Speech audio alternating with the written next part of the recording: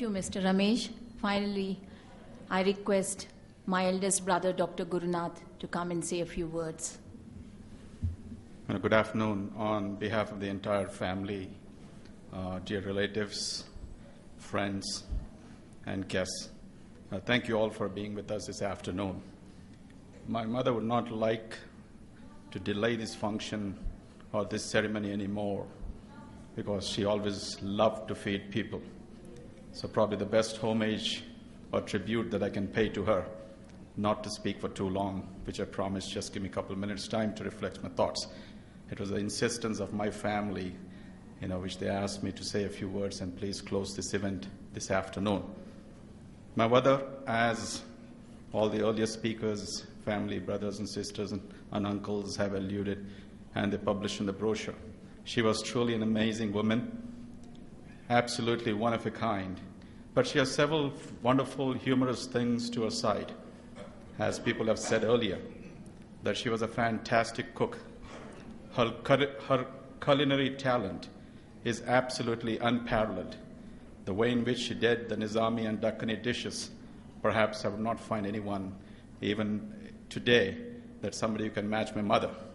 Now, the interesting side of this story is, whenever we went to a restaurant, and I was in the U.S. for the past 30 years, and every time that I came, somebody dragged us to a restaurant and told, Mom, I had this dish. Particularly, she used to ask, what did we eat? And I said, this dish was very good, this chicken thing, that restaurant. Interestingly, she used to call that restaurant the next day, talk to the manager or the chef, try to get what all the ingredients, and the very third or fourth day, she used to venture upon to make that. Such was the pride. She was always there for us.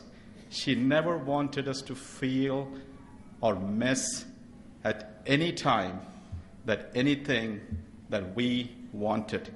And such was her true greatness. My mother's life was not a rose-strewn path. She was married at a young age, gone into a family like a 700-pound gorilla, which means to say she had a responsibility of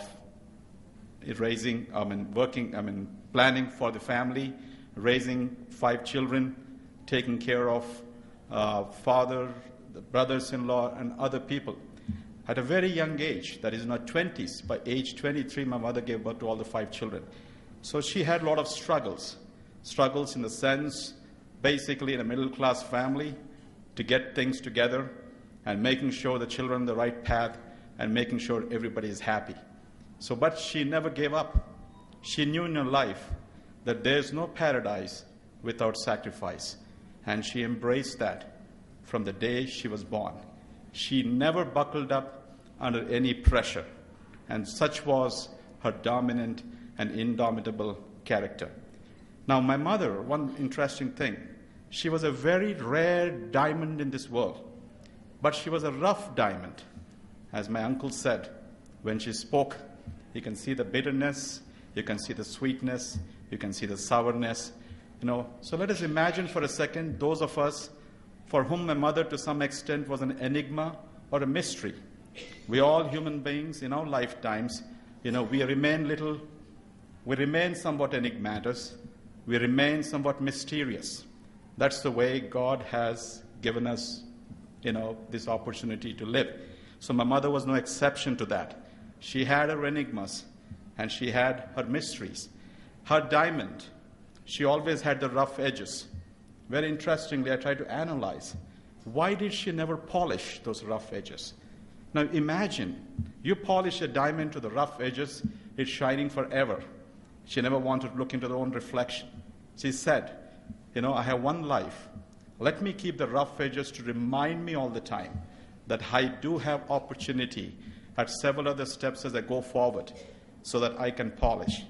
The other interesting scenario I thought that why her diamond was always had some rough edges is many of her friends and relatives always gave her the compliments, how wonderfully she raised the children. And they always said, Akka, Amma, whichever relative meaning they had, that you truly raised diamonds. Your children are, and she took that enormous pride. And later on, she herself started saying, I raised diamonds. So perhaps that reflection, she wanted to keep those rough edges. So she was truly a rare diamond in the rough. She has an uncanny ability and an extraordinary common sense where she was always able to distinguish from intelligence and good judgment.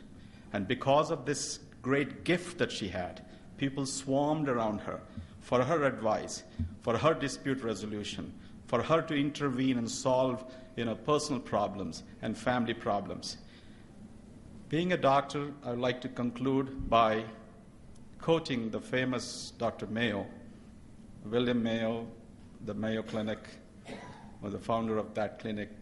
He said, or he made a precept which influenced his two sons, who subsequently carried on and nurtured the Mayo Clinic. What Dr. Mayo said was that there's no one big in this world who can be independent of others. Please understand this very carefully. There is no one in this world who can be independent of others. So my mother was completely an embodiment of this virtue. As she died today, like many others, she opened another window to the medical fraternity for us to improve our health care, for us to collaborate in spite of the risks and uncertainties of modern medicine. We should always make sure that every life is precious, and let us not be the victims of a planned fallacy when we are taking care of somebody. So my mother has departed today. She'll always be in our hearts, in the hearts of our friends, in the hearts of our relations. And with this, I thank you all once again. I thank you, my family, my dear friends, and all the relations and guests who are here. And please, I want each one of you to have the lunch. And as I said, my mother would have never been happy without anyone coming to her home without eating.